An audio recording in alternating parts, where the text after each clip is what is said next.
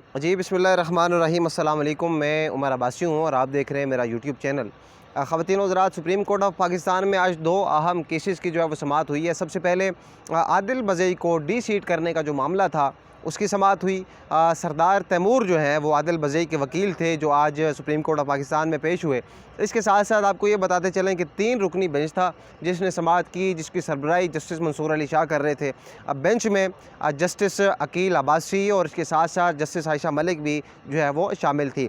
गुज़श्ता समाअत में जो है वो इलेक्शन कमीशन के फ़ैसले को मुअत्तल कर दिया गया था और आज के फ़ैसले में जो है वो इलेक्शन कमीशन का फ़ैसला जो है वो कलअदम करार दे के इस केस को जो है वो निपटा दिया है। यानी कि अब आदिल बज़ई जो है वो बहाल हो चुके हैं कौमी असम्बली की सीट पर। अहम रिमार्क्स इस हवाले से ये सामने आए हैं, जस्टिस अकील अब्बासी की तरफ से जो है वो ये कहा गया कि बड़े साहब का हुक्म आ जाता है और आप जो हैं वो एक शख्स को डी सीट कर देते हैं। ये बड़ा अहम जो है वो अहम रिमार्क्स जो है वो सामने आए हैं।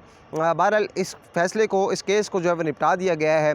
इसके अलावा अगर दूसरे केस की बात करें जो सिविलियंस का मिलिट्री कोर्ट्स में ट्रायल के हवाले से, उस हवाले से अगर हम बात करें तो जो वज़ारत दिफ़ा के जो इस वक्त वकील हैं वो पेश हुए ख्वाजा हारिस, और इसके साथ साथ बड़े अहम नुकात जो हैं वो उन्होंने उठाए हैं। सबसे पहले उन्होंने कहा है कि मखसूस हालात में सिविलियन पर भी आर्मी एक्ट का जो है वो इतलाक़ होता है।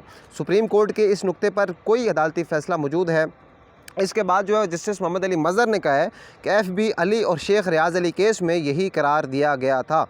4 जजेज़ ने फ़ैसले में आर्मी एक्ट दिफ़ात को कलअदम करार दिया। यानी कि ये जो माजी का एक फ़ैसले का ज़िक्र हो रहा है कि माजी में जो है वो सिविलियंस का जो ट्रायल था उसको जो फ़ौजी अदालतों में ट्रायल के हवाले से था, तो वो 4 जजेज़ ने जो है वो उसको कलअदम करार जो है वो दे दिया था।